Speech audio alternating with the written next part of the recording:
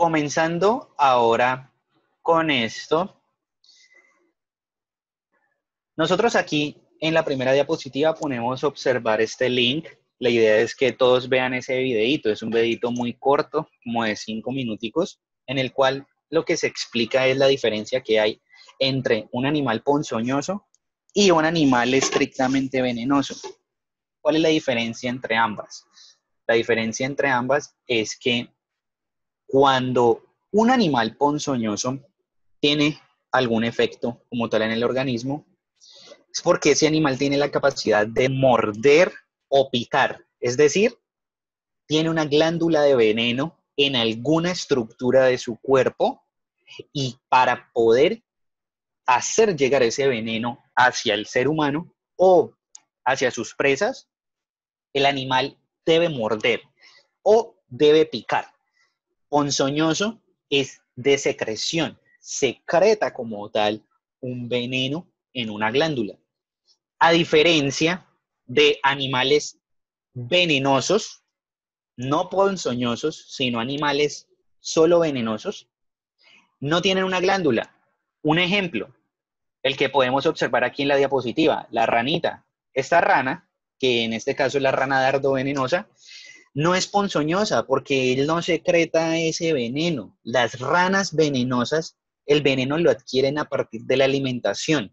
Ellas se llaman secuestradoras de alcaloides porque mediante todo lo que comen, que es principalmente hormigas, las hormigas sí secretan un veneno. Cuando la rana se come a la hormiga, lo que hace es metabolizar los alcaloides que están presentes en el veneno de las hormigas y mediante diferentes reacciones químicas que hace dentro del estómago, dentro de todo su sistema digestivo, empieza a procesar esos alcaloides en diferentes formas. Esos alcaloides que estaría procesando la rana los expone en la piel. Ojo, la rana no los está produciendo, la rana los está secretando y los está secuestrando de la alimentación y los va a exponer en toda su piel. Esa piel es el tegumento que cuando nosotros lo tocamos, con el simple hecho de tocarla, estaríamos pasando hacia nuestro epitelio ese veneno y mediante los poros estaría ingresando hacia nuestro organismo.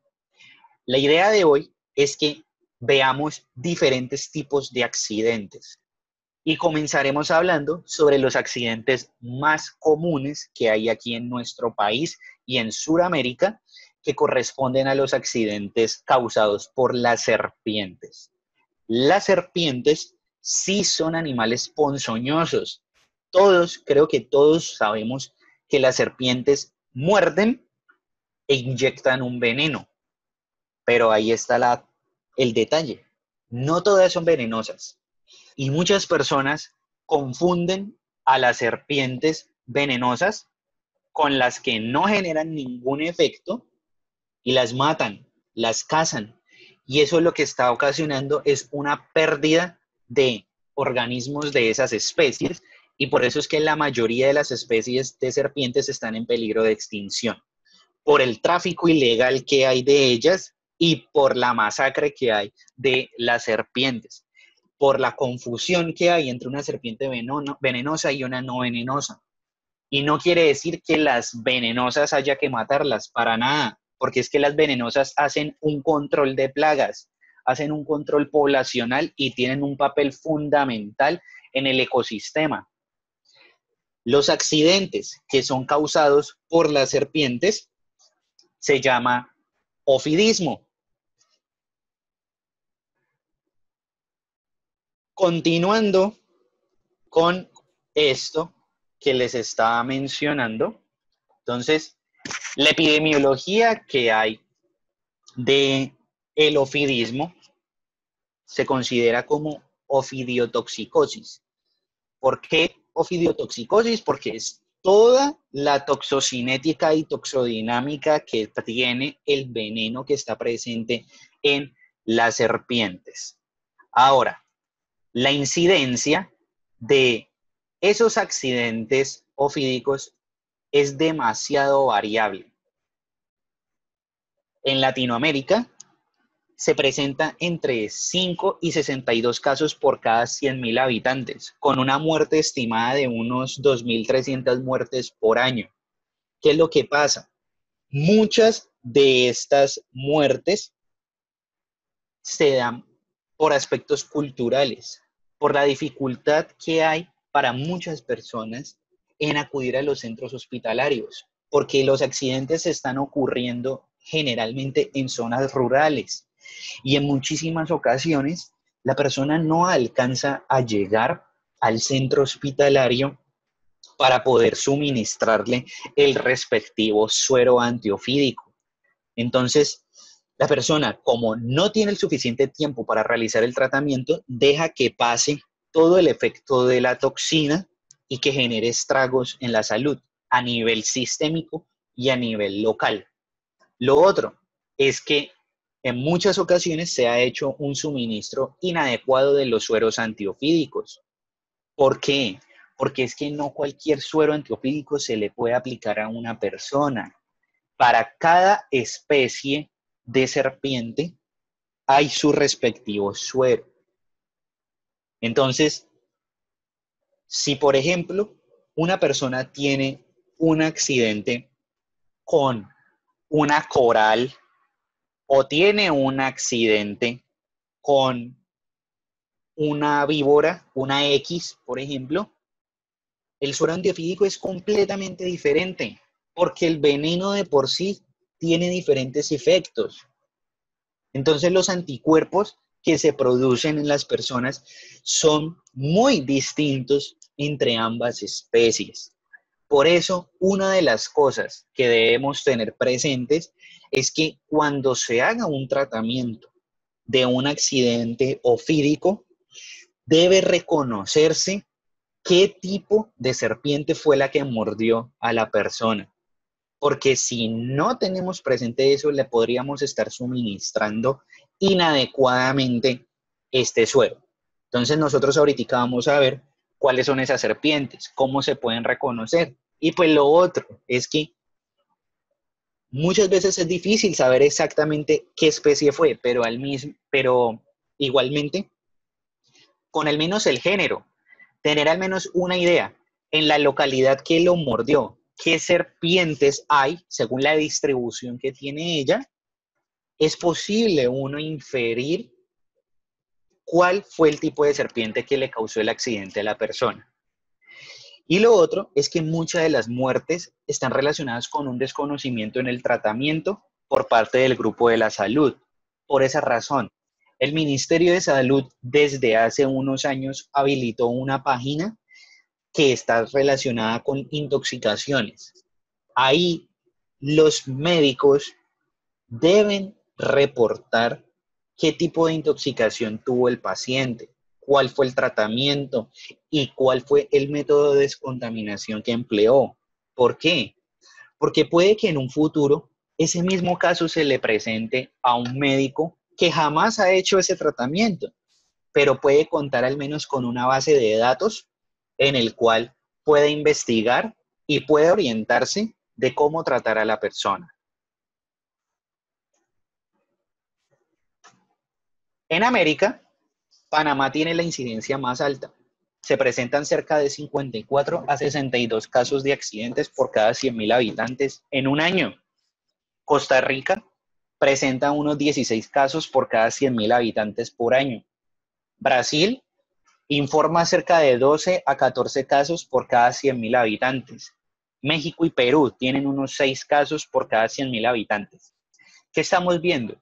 Son muy pocos los casos en realidad, sí, pero es que usted no sabe en qué momento le va a llegar un paciente con este tipo de intoxicaciones. Hay que estar preparados. Hay que darle una importancia a la toxicología que tienen estos venenos. Aquí en Colombia, la incidencia puede ser alrededor de 20 casos por cada 100.000 habitantes. Y en los últimos años, el promedio de accidentes es de alrededor 3.000 casos por año, con una mortalidad de 300 casos por año. Esta mortalidad, la verdad, la mayoría de veces ocurre es por el mal manejo que se le da a ese tipo de accidente, porque la persona no alcanza a llegar al centro hospitalario y el veneno ha causado rápidamente un efecto catastrófico en el organismo. Pero ¿qué pasa? Hay subinformación, un subregistro. Y la raíz de eso es que muchos médicos y centros hospitalarios no reportan esos datos. En la página web que nosotros vemos acá abajo está el formato de cómo se debería llenar y notificar los casos de intoxicaciones. Es un formato completamente abierto, todos pueden acceder a él y poderlo revisar. Por eso es que es muy importante hacer ese reporte. La notificación debería ser obligatoria, pero como les menciono, muchas veces se salta ese protocolo. Ahora, hablando un poco sobre la biología de estas serpientes, las serpientes se clasifican según el tipo de dentición. Nosotros en la parte superior izquierda, todos están viendo el puntero rojo. Sí, señor. Listo. En la parte superior izquierda tenemos un tipo de dentición que se llama la dentición aglifa. Este tipo de dentición se caracteriza porque todos sus dientes son homodontos, es decir, tienen las mismas características, el mismo tamaño y son completamente homogéneos. Son dientes muy pequeños. Ese tipo de dentición es el que tienen las boas y los colúridos. Las boas y los colúridos no son venenosos, ¿ya? Esas boas y los colúridos, que son las llamadas cazadoras, ellos no secretan ningún veneno, son completamente inofensivos para las personas. De hecho, así estemos hablando de una serpiente venenosa y comparándola con una no venenosa, ambas son completamente inofensivas. Ellas muerden es porque se sienten amenazadas, porque se sienten atacadas y en peligro. Es un mecanismo de defensa natural frente a cualquier depredador. Si usted se encuentra con una serpiente y usted no la molesta, no se le acerca, no la va a tocar, la serpiente usted no lo va a atacar. Es inofensiva. De hecho, lo primero que la serpiente tiende a hacer es huir, es escaparse. Y muchos de los casos de accidentes con estas serpientes es porque las personas son muy curiosas y les da por cogerlas. Al cogerla, obviamente, el animal se siente amenazado y lo que va a hacer es intentar defenderse y morder. Otro tipo de accidente, ¿cuál es? Que una persona no se dé cuenta que ahí está la serpiente y por equivocación va a agarrar una rama de un árbol o de una planta, no la vio, la cogió y obviamente el animalito se siente atacado, va a morder.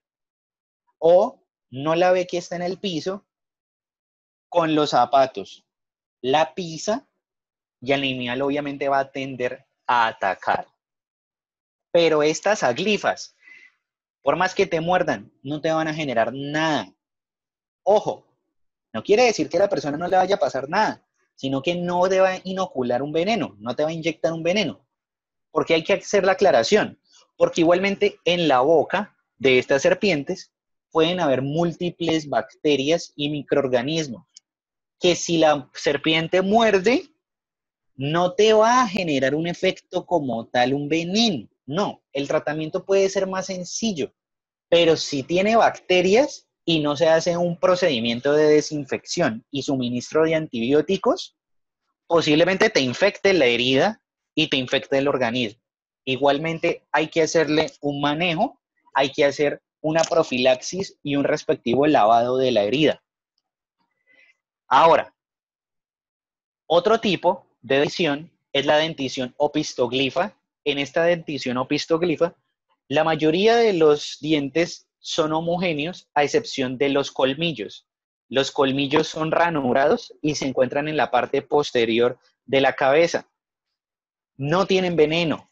Entonces, para que todos lo tengan presente, aglifas y opistoglifas no secretan veneno.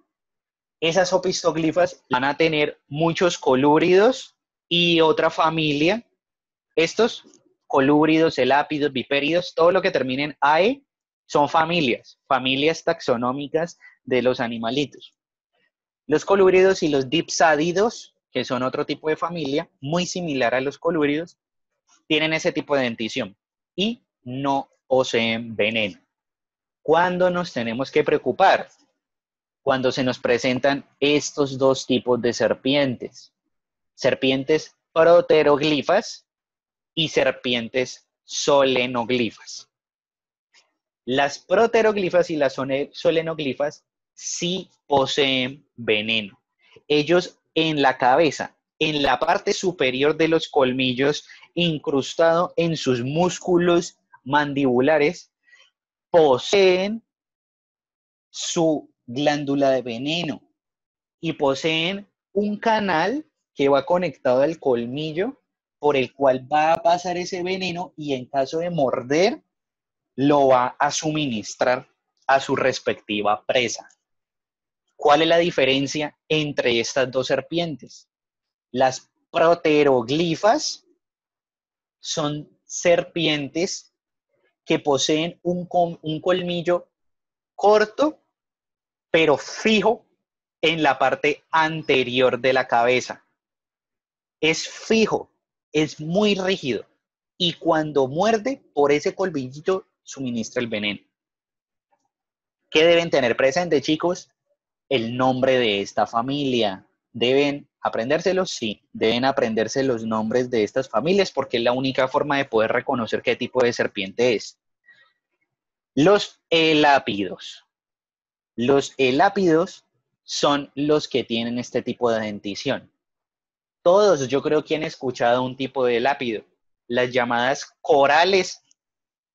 Las corales o las rabo de ají son ese tipo de serpientes. Las cobras, esas de las películas que ensan su cabeza, las cobras son también de este tipo de serpientes, los elápidos. Ahora, las solenoglifas son aquellas que poseen un colmillo superior a 2.5 centímetros unido al maxilar superior. Esos colmillos son muy afilados, son tubulares, pero ¿por qué se diferencian de las proteroglifas? Porque en primer lugar, ese colmillo es muy grande y en segundo lugar, es móvil. Es un colmillo protusible. Ellos normalmente lo tienen retraído y cuando abren la boca, exponen esos colmillos para poder inyectar el veneno a sus presas. La familia que tiene este tipo de colmillos solenoglifos son los bipéridos. ¿Cuáles son los bipéridos? Los bipéridos son las llamadas X, las víboras, ¿ya? Esos bipéridos son muy comunes en el Pacífico colombiano, por ejemplo. Nosotros aquí nada más en Buenaventura y no tenemos ni siquiera que irnos hasta Buenaventura. En el kilómetro 18, Dapa, Chicoral, Pance, etcétera, podemos tener muchísimos de esos bipéridos. E igualmente, van a haber muchos elápidos, se distribuyen ampliamente en lo que es esta región pacífica y región andina. En Colombia se han reconocido cerca de unas 310 especies de serpientes, de los cuales el 17%, 53 de ellas, tienen importancia médica. ¿Eso qué quiere decir, chicos? Que en realidad la mayoría de serpientes que tenemos aquí en Colombia no son venenosas. Apenas el 17% de ellas lo son. ¿Alguien tiene una pregunta? Yo. Bien.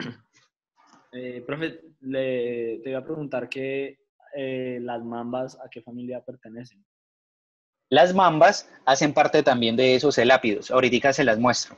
Pero pues afortunadamente aquí en Colombia no la tenemos. Vale. La mamba negra es una de las serpientes más venenosas del mundo. Está distribuida en lo que es toda la parte del norte de África, conectado también con la parte de Asia Medial, lo que es Israel, Pakistán, toda esta zona, e incluyendo la India, son muy comunes. Ve, profe, y otra pregunta. Es que quería saber cuáles son esas serpientes que pueden, o sea, que cuando van a atacar, no solo como que muerden y inyectan el veneno, sino que también como que tiran un chorrito de veneno. Bueno, te estoy mostrando en estos momentos las vipéridos. Esta, la Botrops asper, por ejemplo, o esta, bueno, aquí es un cráneo como tal para que ustedes observen cómo son esos dientes. Ellas porque tiran el chorrito, porque acabamos de mencionar que estas tipo de serpientes con la dentición solenoglifa tienen los colmillos protusibles. Entonces, mira el tamaño del colmillo. Cuando esa serpiente lo expone, muchas veces al exponerlo, de una empieza a soltar el veneno, ¿ya? Y por eso es que lo estaría tirando, como tú lo dices, hacia sus presas. Pero no va a ser tan peligroso como si mordiera, porque es que al morder entra en contacto directamente con la circulación y ahí es que se estaría redistribuyendo totalmente el veneno. Más adelante les voy a mostrar unos videos de este tipo de serpientes. Bueno, entonces Listo, profe. continuemos. Dentro de las familias que debemos tener presentes para el interés médico, es esta, apréndansela, la familia Viperidae. Los viperidos contienen estas especies: Botrops, Botropsis, Botryechis, Botrocophias, Portidium, Crotalus y Lachesis. No se deben aprender el nombre de todas ellas. ¿Cuáles les recomiendo? Vamos a ver en realidad tres. Botrops. ¿Por qué Botrops? Esta serpiente que ustedes ven aquí, la Botrops asper, es la conocida talla X. Esa X es muy común aquí en el Valle del Cauca y de hecho es el tipo de serpiente que presenta la mayor cantidad de casos en todo el país. Por eso es que es importante.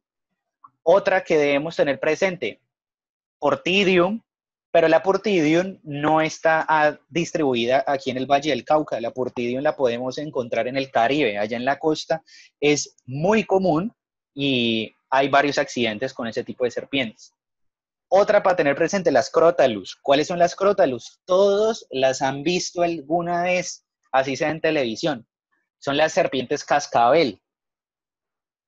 Y otras es la Lachesis. La Lachesis no es tan común, pero es muy peligrosa.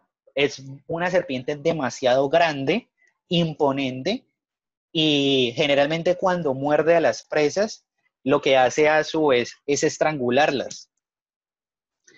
Estos animales, como les mencionaba, son animales ponzoñosos porque tienen una glándula de veneno y necesitan inyectar para poder expulsar ese contenido de alcaloides. ¿Cuál es el efecto? El efecto de este veneno es principalmente hemolítico. Estas serpientes, los viperidos, también son conocidas como las cabezas de candado. Son con una cabeza triangular. ¿Cómo se reconocen? Pues ahí ustedes ven, eso tiene más cara de malo que quién sabe qué.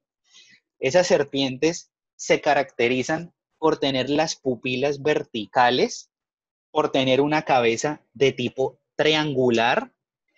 Y yo no sé si alcanzan a ver aquí este huequito, que obviamente si ustedes encuentran eso no se van a poner a detallar si tiene ese huequito o no, pero pues es una foseta loreal o foseta termorreceptora. ¿Para qué sirve?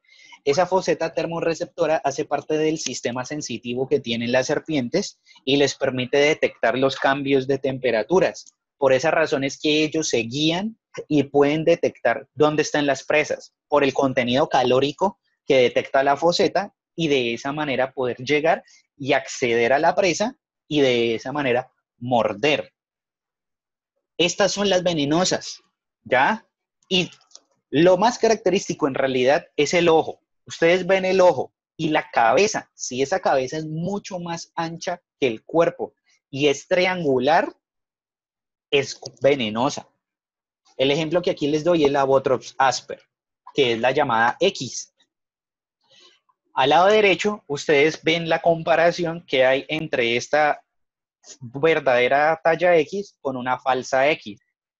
Los colúbridos no tienen esa cabeza así triangular, tienen una cabeza un poco más redonda. Además de eso, yo no sé si ustedes alcanzan a observar, pero en la imagen izquierda, las escamas de esta serpiente son imbricadas, son unas escamas mucho más puntiagudas y resaltan sobre la piel. En cambio, que las escamas que tienen los colúbridos son unas escamas más lisas y son un poquito más grandes que las que poseen los vipéridos. Otra cosa, por lo que se diferencian, el ojo. El ojo de los colúbridos es un ojo grande y su pupila es redonda. Entonces, para que tengan presente, estos colúbridos no son venenosos. Ellos no van a secretar un veneno y son completamente inofensivos para las personas. Ahora, ¿qué sucede? A no todas las personas el efecto les va a generar, el veneno les va a generar el mismo efecto. ¿Por qué? Porque es que el efecto del veneno depende del estado de salud de la persona, del estado reproductivo, del sitio donde mordió la serpiente, de la edad, de muchos otros factores. Incluso depende del estado de la serpiente, si es adulta o si es juvenil. ¿Por qué? Porque es que resulta y acontece que cuando esta serpiente muerde, es mucho más peligroso cuando muerde la juvenil, la serpiente pequeña. La razón es que esa serpiente no ha madurado. Y como no madura, cuando muerde, generalmente este tipo de serpiente juvenil inyecta absolutamente todo el veneno. Entonces, la dosis que le está dando a la presa es muchísimo más alta. En cambio, las adultas pueden dosificar. Las adultas no se van a poner a inyectar todo el veneno. Debe quedar resguardado y almacenado algo de ese veneno en caso de que deba defenderse posteriormente. Porque es que para sintetizar el veneno, la serpiente se puede demorar alrededor de 1 a 2 semanas en poder volver a hacer toda la síntesis proteica y volver a almacenar ese veneno. Por eso es que es más peligroso una mordedura de una juvenil a una serpiente adulta. La principal acción del veneno de las bótrops es atacar el sistema hematopoyético. Se distribuye generalmente por la sangre hacia los diferentes tejidos y empieza a causar necrosis general en el cuerpo. En general, el veneno de los vipéridos puede tener todo este tipo de acciones. Acciones coagulantes, necróticas, anticoagulantes en algunas de ellas y acción neurotóxica. Sin embargo, esa acción neurotóxica dejémosla para solamente un género, que era el género Crotalus, el género de las serpientes cascabel. Ese género Crotalus son las únicas de los vipéridos que poseen neurotoxinas. El resto de los vipéridos, la mayoría de ellas son coagulantes y necróticas y algunas especies poseen ese efecto anticoagulante. Ahora, les hago una pregunta. ¿Por qué en el principio de la presentación les mencioné que muchas de las muertes de las personas se da por un mal suministro del suero? ¿Por qué creen entonces que esa es una razón de la muerte de las personas, teniendo presente estas características del veneno de los vipéridos? ¿Quién quiere responder? Yo. Dime. Pues, profe, porque si le dan un suero para un veneno que tiene características, por ejemplo, anticoagulantes, y el veneno en realidad es coagulante, pues le terminan de coagular más la sangre o viceversa. O sea, me imagino que los efectos que produce el suero tienen que ser contrarios a los que produce el veneno. Entonces, si por ejemplo el veneno es anticoagulante y le dan un suero coagulante y le dan un suero anticoagulante porque se equivocaron, pues ya se termina de morir la persona. Además de eso, miren la lista de moléculas que están ahí presentes. Las de los coagulantes son diferentes a las de los necróticos, son diferentes a las anticoagulantes y son diferentes a las neurotóxicas. ¿Eso qué quiere decir? Esos sueros se obtienen generalmente de ratas y de conejos. Lo que hacen es inyectar el veneno en estos biomodelos y esperar a que esos animalitos empiecen a producir los respectivos anticuerpos. Se les extrae los anticuerpos que están presentes en el suero y eso es lo que se aísla y se le suministra como tal a las personas. Entonces, es muy diferente el respectivo anticuerpo de acción contra esos fibrinolíticos, protombinas, etcétera, a los de una crotoxina, una convulsina, etcétera. Entonces, va a ser muy diferente el anticuerpo que se produzca para un veneno coagulante a un neurotóxico. Por eso es que yo les mencionaba que se debe tener claro al menos cuál es el género y el tipo de serpiente que generó ese accidente. Porque si ustedes van a suministrar un suero que no es correspondiente, no hacen absolutamente nada. Vamos por otro lado. La familia de los elápidos. Esa familia de los elápidos tiene dos subfamilias. La familia Elapini y la subfamilia Elapine, perdón, y la subfamilia Hydrophine. La Elapine son, por ejemplo, las Leptomicrurus, las Micrurus, que ¿cuáles son ellas? Las Micrurus son las corales. Acá abajito les puse una foto. Estas son las mismas rabo de ají y también sus accidentes son muy comunes porque este tipo de serpientes se distribuyen ampliamente por nuestro continente, por nuestro país. Acá en el Pacífico colombiano esas rabo de ají son muy abundantes y además de eso son muchísimo más mortales que los vipéridos. Ténganlo presente. Los accidentes causados por la familia de los elápidos son más graves que los vipéridos. ¿La razón cuál es? Que el veneno de los elápidos es principalmente neurotóxico. Como este veneno directamente ataca a las neuronas y las sinapsis, inhiben las contracciones musculares presentes en dónde pueden darse en el diafragma, en los músculos lisos incluso, puede dar en las extremidades, etc. Ese veneno de los elápidos tiene una cinética muchísimo más rápida y por ende son más mortales. Si una persona sufre un accidente con esos elápidos, tiene mucho menor tiempo para llegar a un centro hospitalario y que le suministren el respectivo suero. Y además de eso, se ha encontrado que a una dosis más baja del veneno de los elápidos genera más mortalidad que una dosis de un viperio. La imagen de la izquierda, esa serpiente negra, es precisamente la mamba negra. La Dendroaspis polylepis es posiblemente la serpiente más venenosa del mundo, junto a esta que vemos a la derecha, la Oxyanurus microlepidotus, que también se consideran como de las más venenosas del mundo. Hay una diferencia entre todas estas. Estas son de la subfamilia Elapine, porque son serpientes terrestres. A diferencia de esta que estamos viendo ahora, que son de las hidrofines, que son las llamadas serpientes marinas. ¿Qué debemos tener presentes?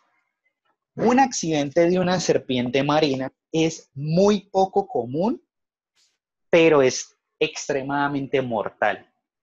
Y la razón por la cual es mortal es que en el mundo casi no hay sueros para las serpientes marinas. ¿Por qué? Porque es que es demasiado raro que existe un accidente con este tipo de serpientes. ¿Cómo se han dado? Principalmente en pescadores. Cuando hacen los arrastres en las redes y empiezan a separar los peces, muchas veces ahí cae una de estas serpientes. Y mientras hacen la manipulación de los peces, la serpiente, cuando la tocan, sale y muerde. Y como les acabo de mencionar, su efecto es neurotóxico. Entonces, lo más probable es que en poco tiempo vaya a matar a la persona. Profe, una pregunta. Dime, ¿Uno cómo diferencia una coral de una falsa coral? ahora se los digo. Ahorita se los digo. Bueno, Bueno, se gracias. da, Buena pregunta. se da básicamente por el patrón. Es que es muy duro, es difícil y pues la recomendación es que si uno se la encuentra, usted no se ponga a manipular, simplemente no la moleste. ¿Por qué? Porque la forma de diferenciarlas se da por el patrón de coloración. Es decir, los anillos que poseen las falsas corales son diferentes a las verdaderas corales. Pero usted no se va a poner a contar si los anillos son pares o son impares para poder diferenciarlas. Lo segundo, se diferencian por el tamaño del ojo, pero pues tampoco te vas a hacer a ver si el ojo es chiquito o si el ojo es grande. Y lo tercero también se da por la unión de los anillos, es decir, esos anillos en las falsas corales no se unen en la parte ventral de la serpiente. En cambio, en las verdaderas corales, el anillo rodea absolutamente todo el cuerpo, pero no te vas a poner a voltear a ver si tiene unido los anillos o no. Por eso digo, la recomendación es que no se manipule, que simplemente usted asuma que es una verdadera, pero no la vaya a matar, porque posiblemente sea una falsa, sino que no la manipule. Si usted no la manipula, no le va a pasar absolutamente nada.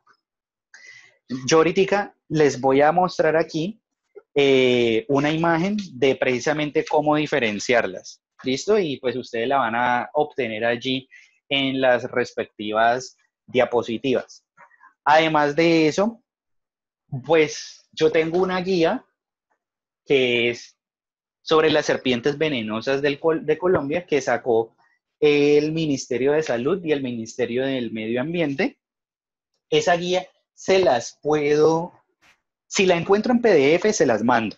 Y si no la encuentro en PDF, simplemente se las escaneo y se las envío, porque yo sé que quizás muchas personas se interesen por neta curiosidad a conocer un poco más sobre este tipo de animalitos. Entonces eso queda ahí pendiente para enviarles ese documento. Es una Ahora, pregunta. dime, ¿Qué hay que hacer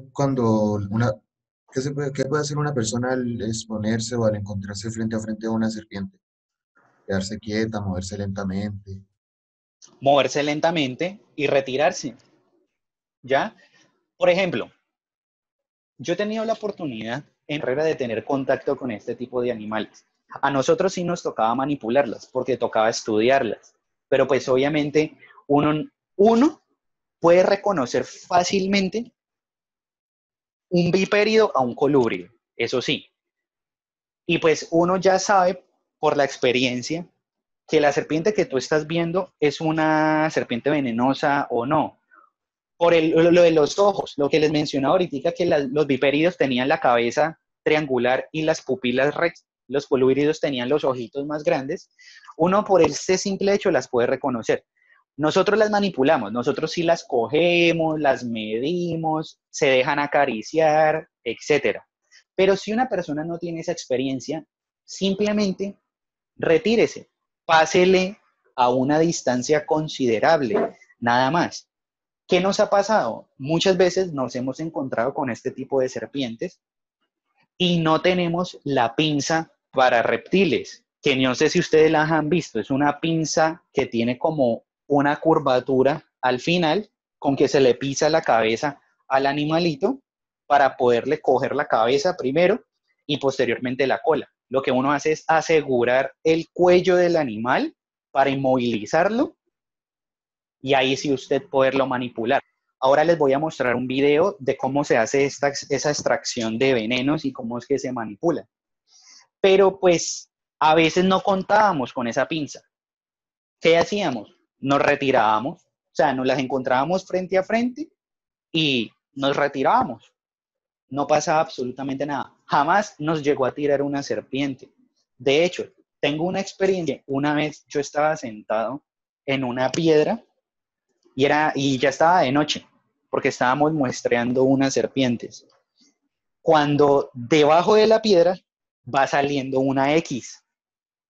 No hizo nada, ¿ya? ¿Pero por qué no hizo nada? Porque yo no la molesté. Pero pues es eso, esas serpientes generalmente se hacen debajo de las rocas, se esconden en los matorrales, etc. Y si uno de verdad no las molesta, no te va a hacer nada. Y lo otro es que ahorita les muestro una imagen de las laquesis, ese género laquesis que les mencioné. Esas serpientes son monstruosamente gigantes. Son serpientes venenosas como de 3 a 4 metros y ellas se enrollan. Ellas se van a enrollar y obviamente cuando se encuentran, hagan de cuenta que ustedes ven una serpiente enrollada en el suelo con una altura por ahí de medio metro. Usted ve ese animal así, usted no se le va a acercar, obviamente. Entonces, la recomendación simplemente es retírese, no la moleste, que si usted no la molesta, no le va a hacer absolutamente nada. Continuemos. Esta familia de los colúridos y los dipsádidos, algunas especies han desarrollado algunos tóxicos. Afortunadamente, chicos, aquí en Colombia no las tenemos. ¿Se acuerdan que ahorita les mencionaba que los colúridos no eran venenosos? Bueno, es porque cerca del 99% de los colúridos no secretan veneno. Pero como la naturaleza es bien rara y mediante los procesos evolutivos los animales pueden adaptarse y generar cambios en su genoma, ya hay colúridos que tienen toxinas, pero los han encontrado principalmente en Australia, en esa región de Oceanía. Ya han podido describir algunos colúridos con serpientes. Y pues lo que les decía era que la mayoría de la toxicidad de los colúridos es por microorganismos que se alojan en la baba del animal. No es porque ellos secreten un veneno, sino que por la baba, cuando muerde, allí empiezan a depositar como tal esas bacterias y pues generar un efecto nocivo para nuestra salud. Entonces, hablemos específicamente, ahora sí, de los vipéridos y de géneros de los vipéridos con sus respectivos efectos para la salud. Los vipéridos poseen un cuerpo grueso, las escamas son opacas, imbricadas, son escamas salientes y rugosas.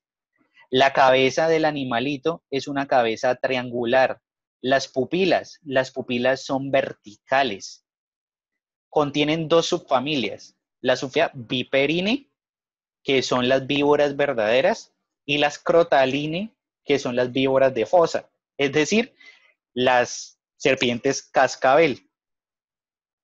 Botrops es un género de esos vipéridos. Tiene más de 70 especies distribuidas ampliamente en América. Las dos más importantes son Botrops asper y Botrops ros. Es esta que vemos aquí. Son las llamadas X o cuatro narices. ¿Por qué son importantes? Dame un momentico. Dame un momentico, qué pena.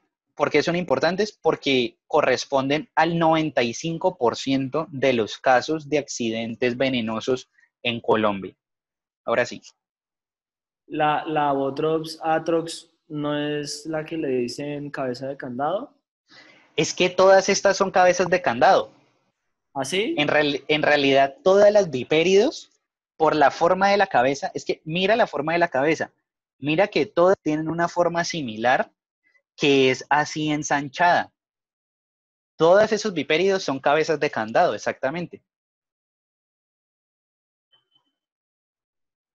Ok, profe, gracias. Ahora, ¿cuál es el mecanismo de acción? Entonces, cuando esa serpiente inyecta el veneno, tiene una acción lítica e inflamatoria. Las lesiones de este veneno son causadas por gran presencia de hialuronidasas que tienen secretadas en este veneno, por acciones de proteinasas, fosfolipasas, poseen algunos factores proinflamatorios. Además de eso, generan un edema en el sitio donde ocurrió el accidente, cuyo edema comienza a extenderse en esa extremidad. Genera flictenias, que son este tipo de ampollas que se presentan precisamente en la extremidad donde ha sucedido el accidente, y también puede ocasionar necrosis a nivel tisular.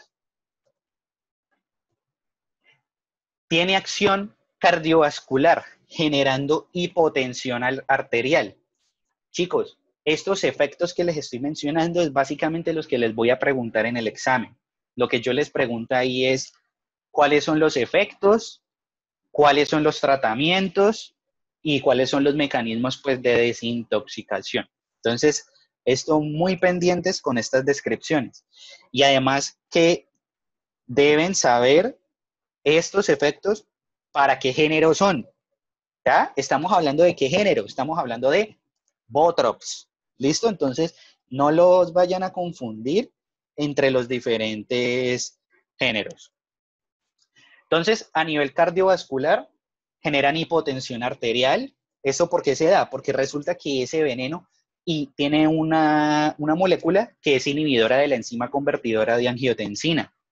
Además de eso, genera vasodilatación. Presenta en la persona un shock hipovolémico. Tiene efecto coagulante. Pilas con esto.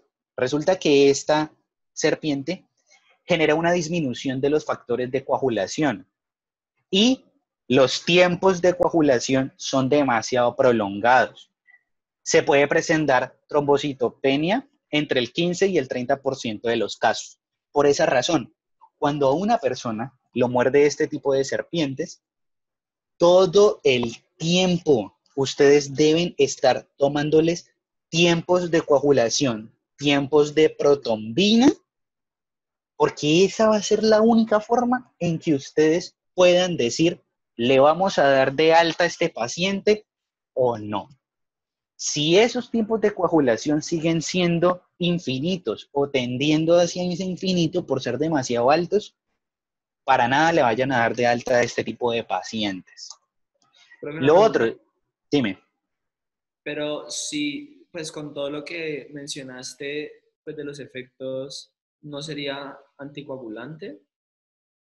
No, este efecto es coagulante, el de la Botrops.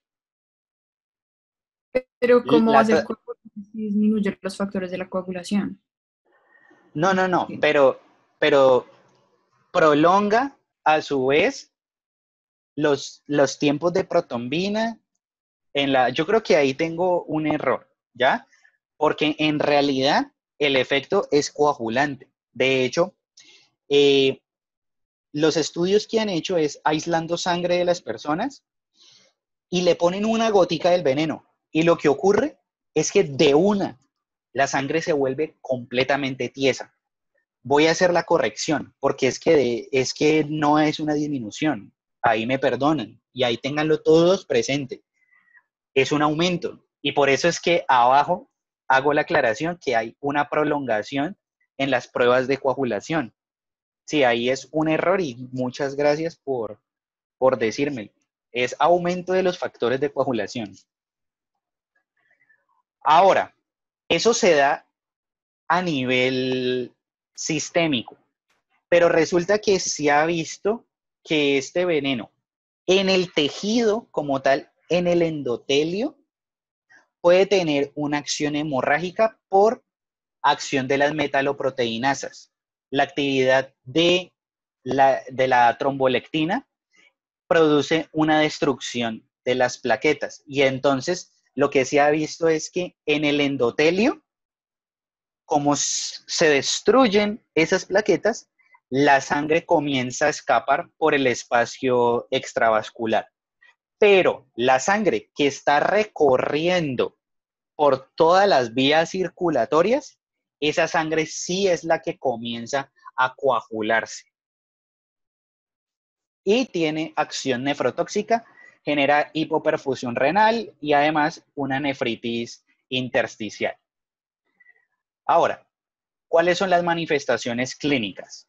Entonces, tengan presente que las manifestaciones se pueden clasificar en dos, a nivel local y a nivel sistémico. Y lo otro es que a nivel sistémico pueden ser leves, moderadas o severas. ¿Cuándo es a nivel local?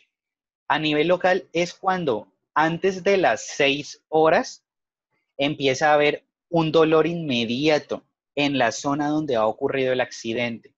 Edema, calor, equimosis, flictenias y rubor. Después de las 6 horas, ese hematoma empieza a extenderse a lo largo del miembro que ha sido lesionado. Y en las 24 primeras horas empieza a generar ampollas y una necrosis inicial. A nivel sistémico, ¿qué ocurre? A nivel sistémico generalmente es cuando la dosis del veneno es muy alta. Entonces ya las manifestaciones pasan de estar solo en el miembro y empezamos a tener una sintomatología más drástica, más elevada.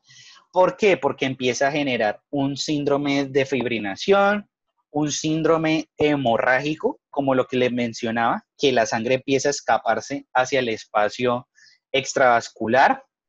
Esas son las hemorragias sistémicas. Empieza a generar gingivorragias, hematesis, epistaxis, anemia, deshidratación y vómito.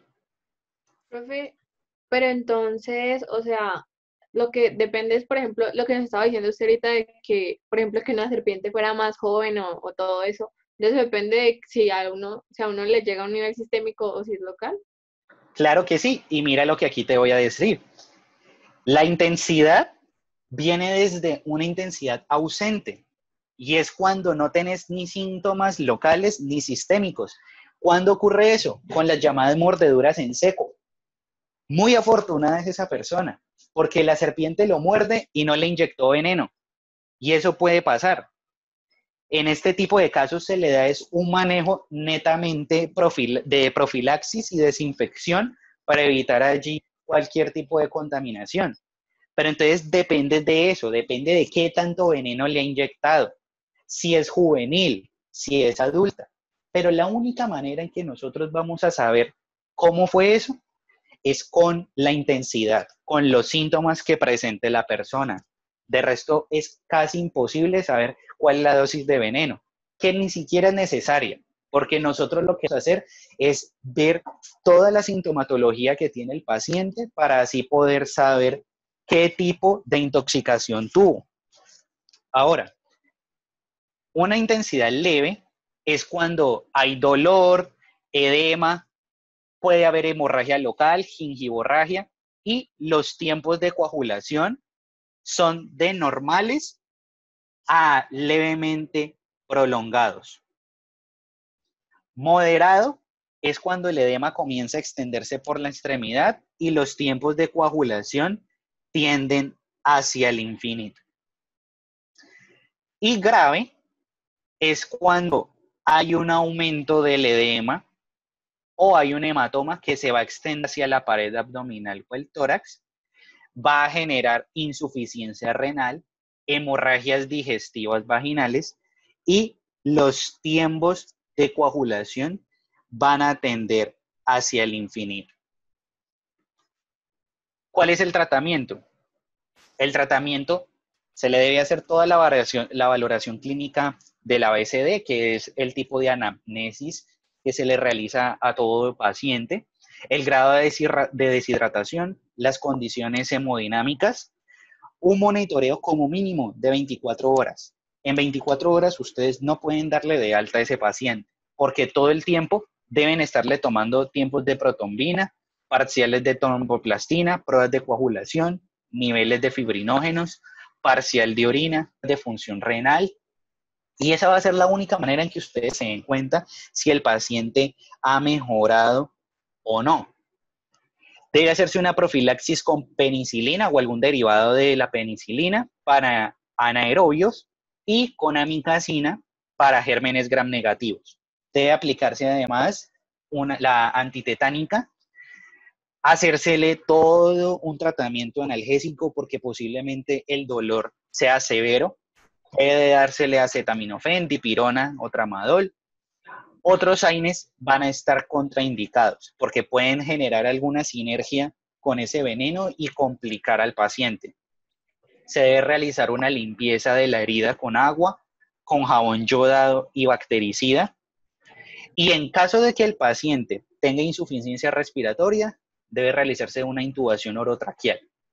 Si se maneja a tiempo este paciente, el pronóstico es muy favorable.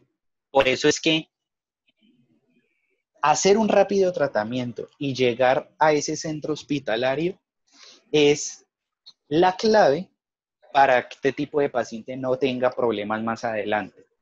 Profe, una pregunta, pero Dime. ¿a todos los pacientes se le hace profilaxis con penicilina? ¿A todos? ¿A todos? A todos, porque tú no sabes si, además del veneno, hay bacterias en la boca de ese animal y que estén cayendo allí a tu circulación y te vayan a generar un problema posterior. Además de eso, tú sabes que cualquier persona con una herida que entre a una UCI va a estar expuesta también a este tipo de infecciones. Entonces, esto se hace para evitar este tipo de problemas, porque igual la herida va a quedar abierta. Entonces, debe hacerse correctamente este tipo de tratamiento. Ahora, lo que les quiero aclarar es que hay personas que quedan con secuelas después de este tipo de accidente.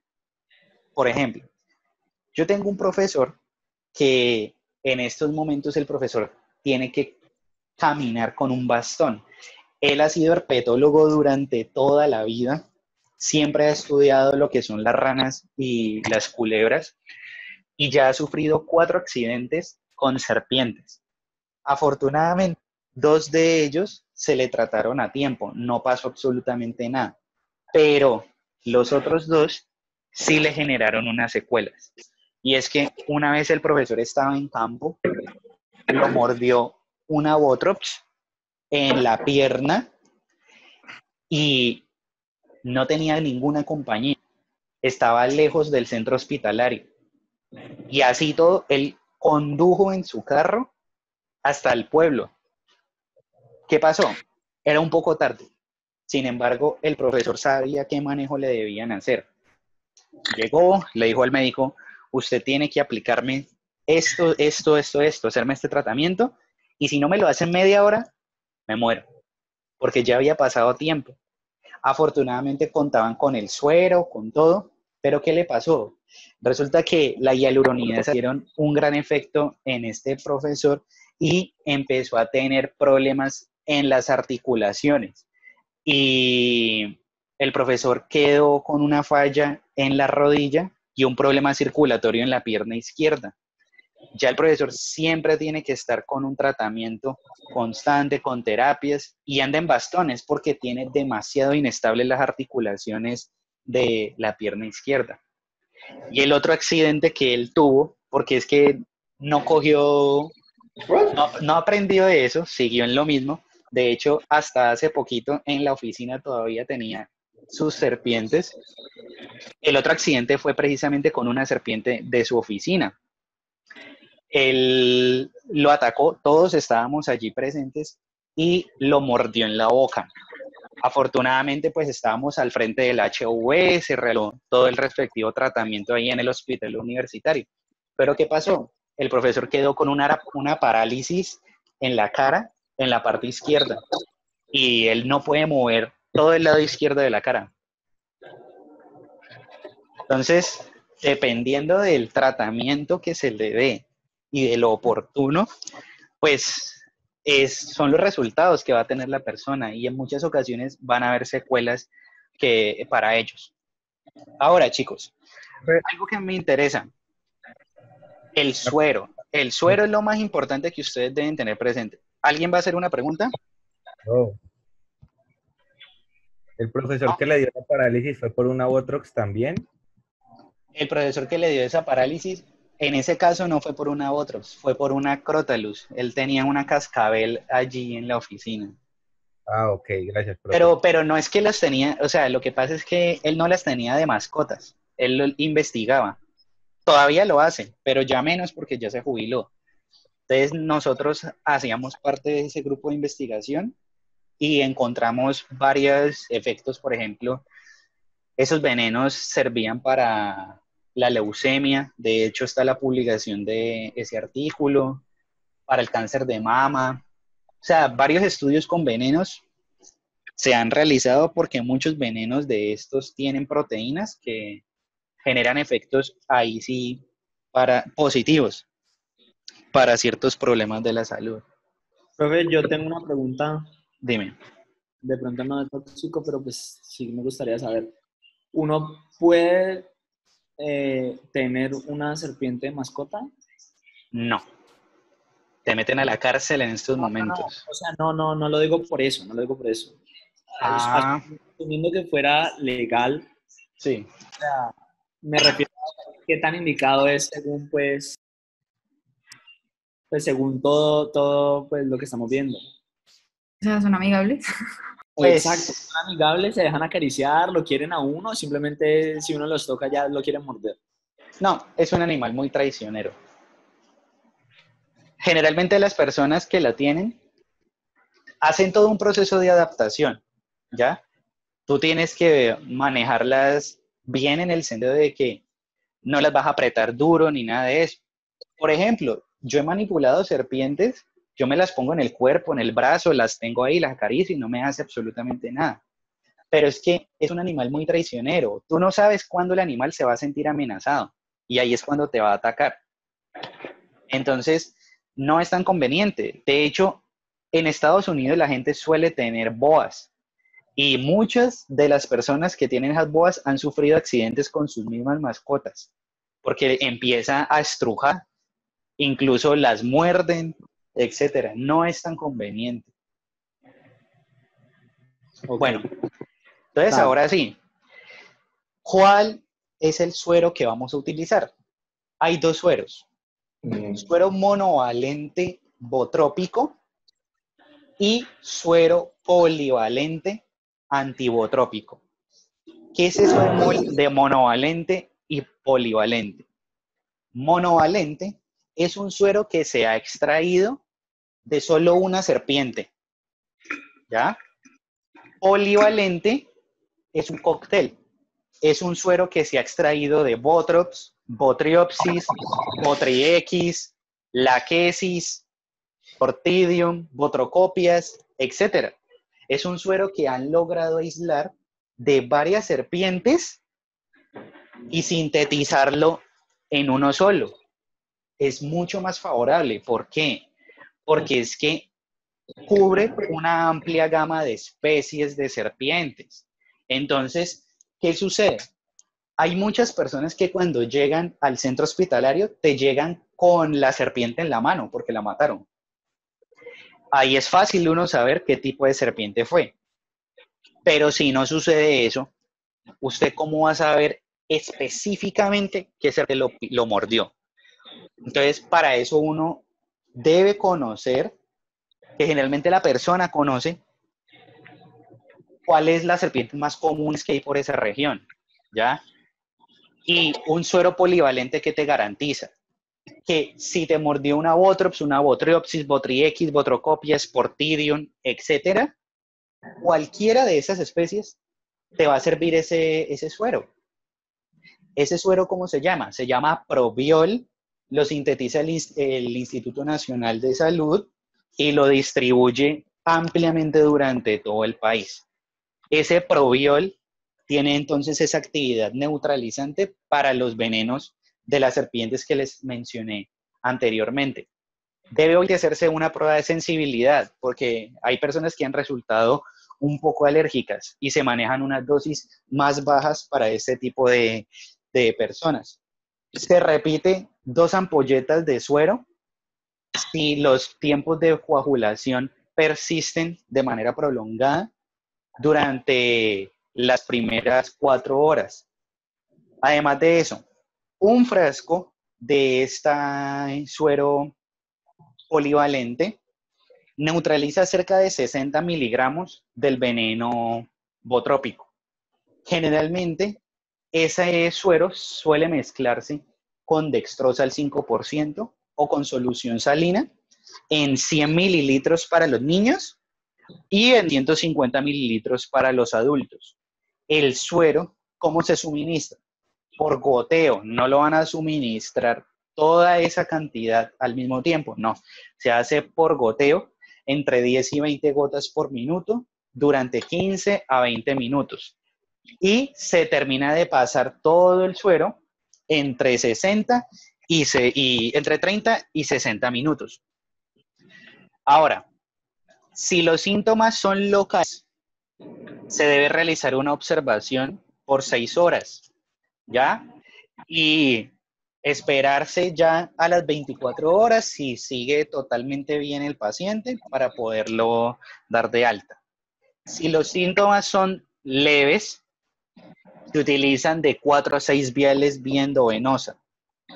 Si son moderados, entre 7 a 12 viales. Y si los síntomas son severos, se utilizan entre 13 a 20 viales vía endovenosa. Les voy a mostrar ahora un video relacionado con esta serpiente.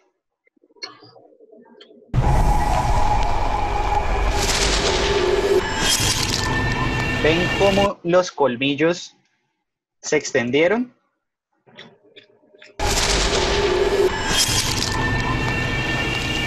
Ese tipo de dentición es la dentición solenoglifa, en el cual el animal puede extender los colmillos ahí hacia el exterior and Ron has devised an experiment to analyze exactly what's going on.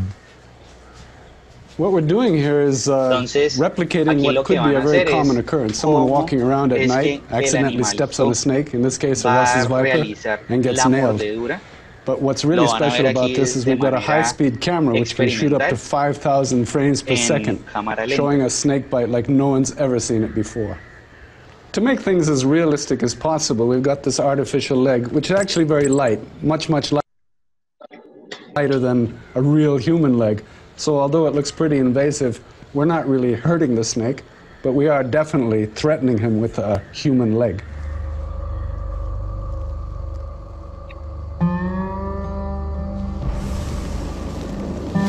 ¿Todavía están viendo el video? Sí.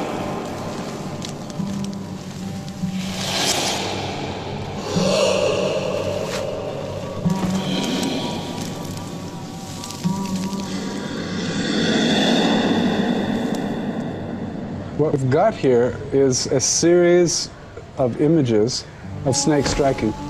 You know, some of us who have had experience with these creatures feel that we know what they're doing, but it took this kind of a reveal, doing this kind of high-speed photography, slowing down the motion to see exactly what's going on, the mechanics of a snake bite. My impression is that when you step on a viper, he reacts immediately by giving you a good, strong touch. Entonces, la quesis es este tipo de serpiente, es una serpiente demasiado imponente, gigante, puede medir de 3 a 4 metros, pesa más de 10 kilos incluso, es la víbora más grande del mundo y representa el 1% de los casos de accidentes con estas serpientes. El veneno contiene una proteína que es la fosfolipasa A2 que tiene una actividad miotóxica. ¿Cuál es el mecanismo de acción? Tiene un mecanismo de acción lítico inflamatorio. A nivel cardiovascular genera bradicardia, tiene una acción parasimpático-mimética a raíz de la liberación de la bradiquinina. Además de eso, tiene una acción coagulante, acción hemorrágica a causa de las metaloproteinasas que generan un daño en el endotelio, que es muy similar a la Botrops, que empiezan a tener hemorragias y un escape de la sangre de los espacios vasculares al espacio extravascular. Y posee además una acción nefrotóxica. A nivel local, genera dolor, edema, ampollas, flictenias, equimoxis, hemorragias y necrosis. Y como este animal es tan grande, el daño que causa con los colmillos a nivel local es impresionante. Queda un hueco muy grande en la extremidad.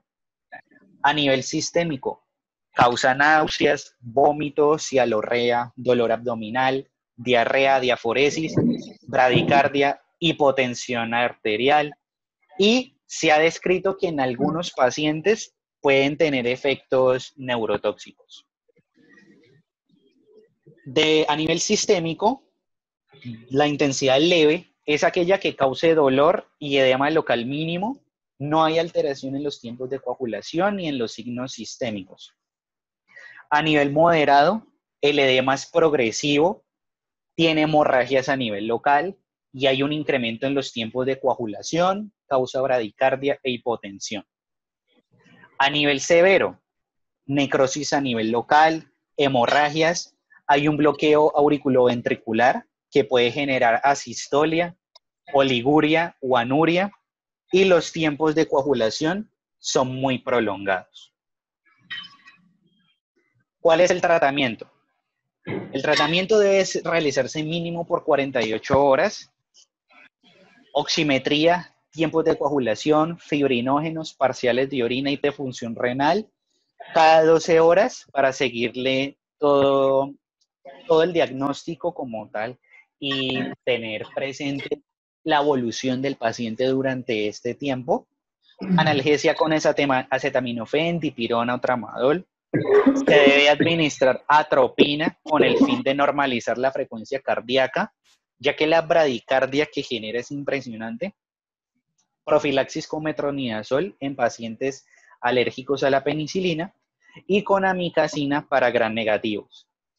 Antitetánica, debe hacerse una limpieza de la herida con agua y jabón yodado, y en caso de que la persona tenga insuficiencia respiratoria, se debe realizar una intubación orotraqueal. ¿Cuál es el tratamiento? Hay un suero que se llama el suero poliespecífico, Botrops crotalucilaquesis, que también lleva el nombre del Probiol. ¿Qué sucede? Que en cada país, el Instituto de Salud de cada país produce su respectivo suero. O sea, aquí en Colombia se llama Probiol, pero en los diferentes países de Sudamérica el nombre cambia. Simplemente debe estarse seguro que ese suero sea específico para Botrops, Crotalus y laquesis, que cubra ese espectro de especies. Ahora, dependiendo de la severidad, se debe realizar una prueba de sensibilidad intradérmica. Se utiliza una ampolla y se dice que una ampolla de 10 mililitros neutraliza 20 miligramos del veneno laquésico. Se deben repetir 2 ampolletas si los tiempos de coagulación permanecen de forma prolongada. La observación la van a realizar durante 6 horas. Si los síntomas son leves, utilizan de 6 a 8 viales, moderados de 9 a 15 viales, severos de 16 a 20 e incluso más viales vía endovenosa. This guy has given in the past 1.9 grams dry weight of venom.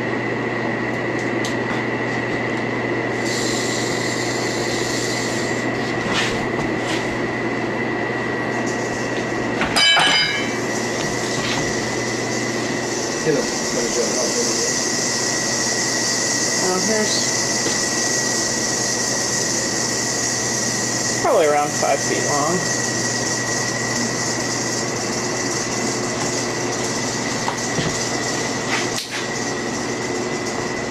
Focus? Yeah.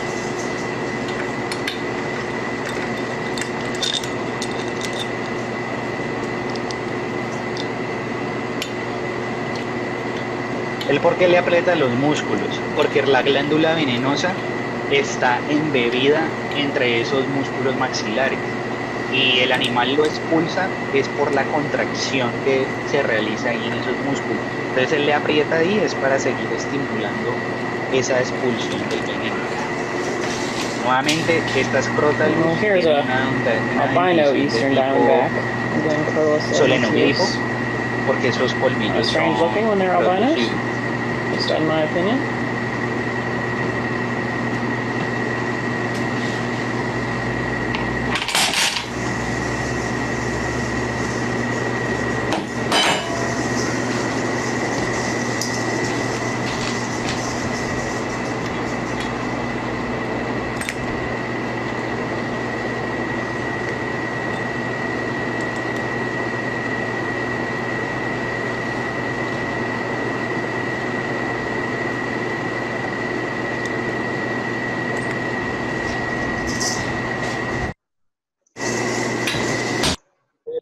¿A la culebrita no le duele? Debe dolerle cuando se le aprieta. Ay, pobrecita. Sí, eso sí, debe dolerle cuando se le aprieta allí.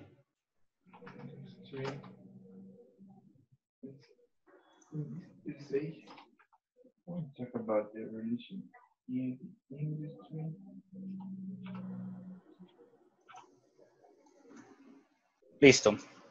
¿Están viendo otra vez ya la presentación? Sí. Listo. Entonces, esa última serpiente que vieron en el video, que era la Crotalus, son las llamadas serpientes cascabel. Esas serpientes tienen una amplia distribución aquí en América. Se llaman cascabel, ¿por qué? Por esa estructura que tienen en la parte posterior de la cola, que es como un sonajero, como una maraca, como un cascabel. Sin embargo, ¿qué es eso? Hay mitos. Entre esos mitos están de que con ese cascabel hipnotizan a las personas, etcétera, pero eso es totalmente falso. Son netamente mitos. El cascabel no hace nada. El cascabel simplemente lo que hace es distraer a las presas y acercarlas. Ese cascabel en realidad está formado por escamas, córneas muy rígidas que han cambiado su composición y simplemente se han acumulado en esa forma de cascabel. Estas serpientes, aquí en Colombia, las Crotalus, son de 1 metro de longitud, no son tan grandes, pero en otros países hay Crotalus mucho mayores, como por ejemplo la que ustedes allí vieron en el video. La acción del veneno de las cascabel es neurotóxica, es producido por esta proteína que se llama la crotoxina. Esa crotoxina inhibe la liberación de acetilcolina. Entonces, al no liberar esa acetilcolina, no hay neurotransmisor que llegue a las neuronas posinápticas o a la placa neuromuscular. Tiene un efecto en el sistema nervioso periférico y en los pares craneales, genera parálisis flácida y puede ocasionar un paro respiratorio. Tiene efecto miotóxico causado por las miotoxinas, tiene actividad rabdomiolítica intensa, los músculos comienzan a desgarrarse y a dañarse y luego puede generar mioglobinuria. Es procoagulante pero en menor medida. A nivel local, las manifestaciones son dolor, un edema, sangrado. A nivel sistémico, puede generar midriasis paralítica, diplopía, debilidad muscular, insuficiencia respiratoria e incluso una falla renal aguda. ¿Cuál es el tratamiento? El tratamiento para estas serpientes, pues es seguir las recomendaciones de los casos anteriores, toda la parte de la profilaxis, la analgesia, pero a estas le vamos a incluir pruebas de gases arteriales, una hoja neurológica, terapias respiratorias intensivas. Se deben tomar los niveles séricos de creatinofosfoquinasa, de los diferentes tipos de transaminasas, un ionograma, tiempos de ablación, parciales de orina y pruebas de función renal. Ahora, volviendo a lo de los sueros, el suero aquí cambia. Aquí ya estamos hablando de una Crotalus. Hay un suero que se llama suero polivalente antibotrópico crotálico. O sea, hay que revisar que el suero que se le aplique sea específico para esa Crotalus. ese suero se suministra igual que el anterior, vía endovenosa, diluido en dextrosa al 5% o en solución salina. Ahora, allí vamos con los dipéridos. Ahora pasamos a los celápidos. Los celápidos, como les mencionaba, esos celápidos pertenecen a dos subfamilias, Elapine e Hydrophine. Elapine son las corales verdaderas, como por ejemplo la del género Micrurus. Tengan presente ese nombre. Yo tengo una pregunta. Dime. Pero el que estábamos viendo para el anterior género, no sirve también para el de la quesis, no sirve para el de Crotalus, porque dice que es poliespecífico. Sí, el suero polivalente dice crotálico, laquésico, botrópico. Sí, porque hay un suero monovalente crotálico, que solo es para Crotalus. Entonces, por eso les digo que hay que revisar, que sea polivalente. Ahora, siguiendo con esto, los celapinos son pertenece al género Micrurus, que son las corales verdaderas, y la subfamilia Hydrophine, que son las serpientes acuáticas. Generalmente, estas serpientes son delgadas, las escamas son lisas. ¿Y cuál es el problema? El problema es que muchas de ellas se confunden con colúridos, es decir, con serpientes que no son venenosas. Por eso es que la diferenciación entre las falsas y las verdaderas corales es complicada porque tiende a confundir. Este género, Micrurus, son las verdaderas corales. Tienen una amplia distribución en América Latina. ¿Por qué se distinguen esas corales? Por tener unos anillos que están rodeando el cuerpo de color rojo, blanco, negro y amarillo. Además de esto, ¿cómo más las podemos estar diferenciando? Las podemos diferenciar por el tamaño de los ojos. ¿Qué pasa? Los celápidos son poco agresivos. Estos animalitos son demasiado inofensivos. Pero cuando muerden, el efecto es mortal. El efecto es mucho mayor que el de los vipéridos a raíz de las neurotoxinas que tienen estos Micrurus. En esta imagen que nosotros aquí estamos observando, todos van a acceder a ella. Está la diferencia que hay entre las verdaderas y las falsas corales. Generalmente, la diferencia radica en el tamaño de los ojos. Los ojos de las verdaderas corales son muy chiquiticos. Esas pupilas son demasiado chiquiticas. En cambio, que el de las falsas corales tienden a ser un poco más grandes y más redondas. Lo otro es el patrón de los anillos. El patrón de los anillos es diferente entre ambas. En este caso, cuando, por ejemplo, vamos a contar los anillos que hay, los anillos negros que hay entre dos rayas blancas, generalmente las de las corales verdaderas son impares. En cambio que los anillos que hay entre dos rayas, los anillos negros entre dos rayas blancas de las falsas, generalmente son anillos pares, pero no es una regla específica, porque eso puede cambiar, ¿ya? Generalmente puede cambiar y por eso lo mejor es no manipular el animalito. Ahora, ese veneno principalmente es neurotóxico porque contiene polipéptidos de bajo peso molecular que tienen una acción presináptica y posináptica. Lo que sucede con este veneno es que ataca los receptores posinápticos de acetilcolina, generan un bloqueo en la unión neuromuscular y producen una parálisis flácida. Les hago una pregunta.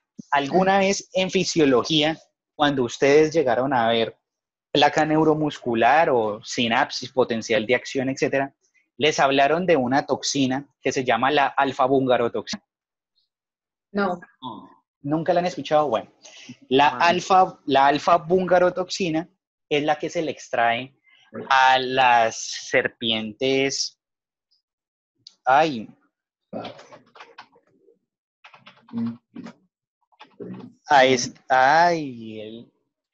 Estas que el cuello lo ensanchan, que ahorita se las mencioné y se me escapó el nombre en este momento.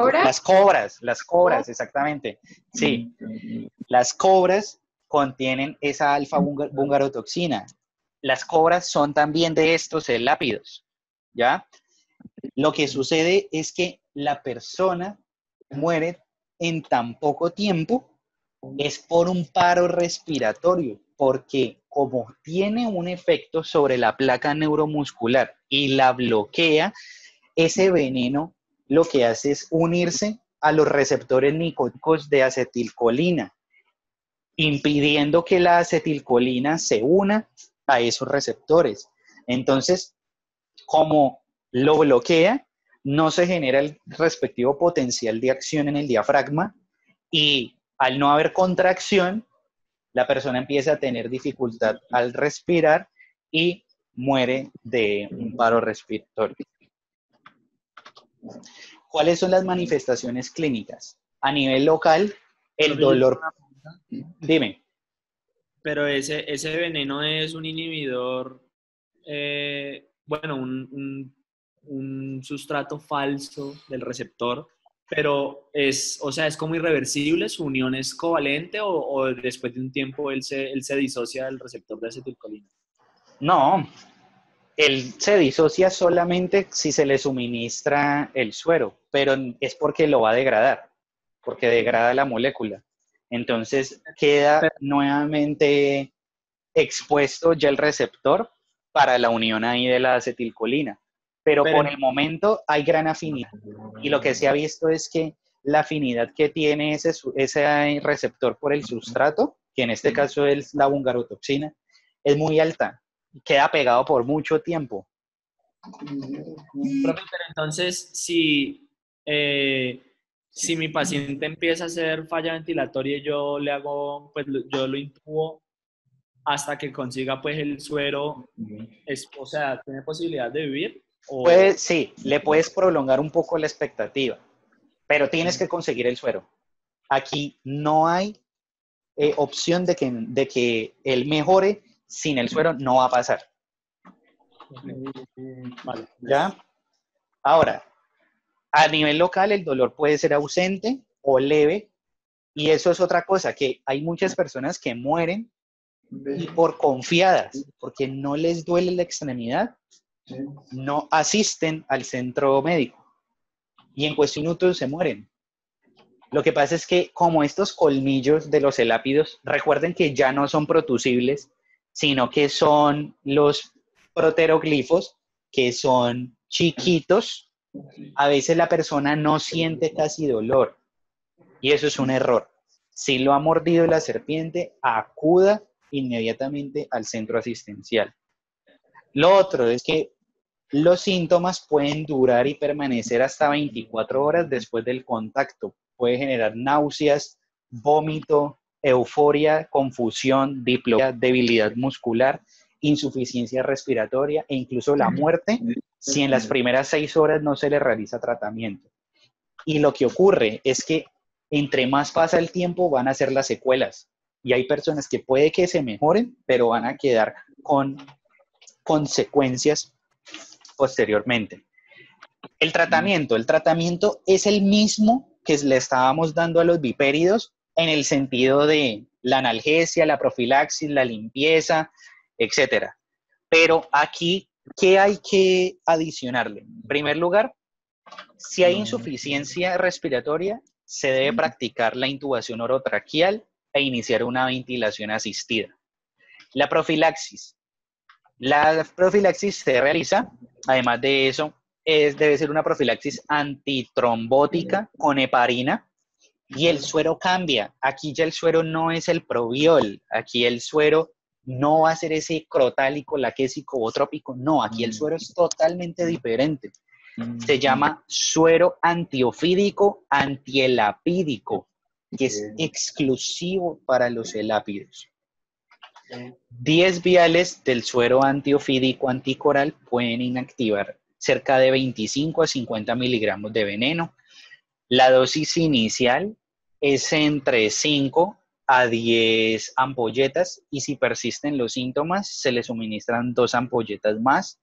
Se debe suministrar neostigmina a una dosis de 0.05 miligramos kilogramo en los niños y de 0.5 miligramos kilogramo en adultos. Y pues, para finalizar lo que son los accidentes ofídicos, pasamos a los colúridos. Los colúridos ya el cuerpo es más delgado, las escamas son más lisas, son el 60% de todas las serpientes y ya sabemos que la mayoría de ellas no son venenosas, son inofensivas y muy poquitas son las que se les ha encontrado el veneno. ¿Qué debemos tener presente, chicos? Que cuando se le vaya a realizar el tratamiento general a esta persona, hay que hacer ciertas recomendaciones y de hecho eso va para ustedes. Ustedes no saben también cuándo van a estar expuestos a este tipo de accidentes. Entonces algo muy importante es la identificación de la especie, identificar qué fue lo que causó el accidente. Segundo, debe realizarse una inmovilización de la extremidad. Deben tomarse las respectivas medidas locales para este tipo de accidentes. Los torniquetes y los vendajes están prohibidos. No se puede hacer un vendaje porque eso va a empeorar el aporte sanguíneo a las extremidades. Y otra cosa, que muchas personas tienden a succionar la herida y eso no se puede realizar. Eso se ha demostrado que no genera efectividad y segundo, podrías estar succionando el veneno y adquiriéndolo en el organismo. ¿Ya? Lo más importante que es que si ustedes lo que pueden hacer es inmovilizar a la persona, mantener la calma y si van a vendar a la persona para inmovilizarse, no lo vayan a apretar. El vendaje no puede ser supremamente duro. Por eso es que muchas personas que se amarran una correa, eso es lo peor que se podría realizar. Se pueden vendar la herida para evitar una infección, pero levemente, no la pueden apretar mucho. No pueden aplicar hielo, no pueden aplicar sobre la herida remedios caseros como hierbas, agua caliente. No vayan a realizar para nada eso. No vayan a hacer un corte sobre esa herida. ¿Ya? Además de eso, no se debe masajear la herida.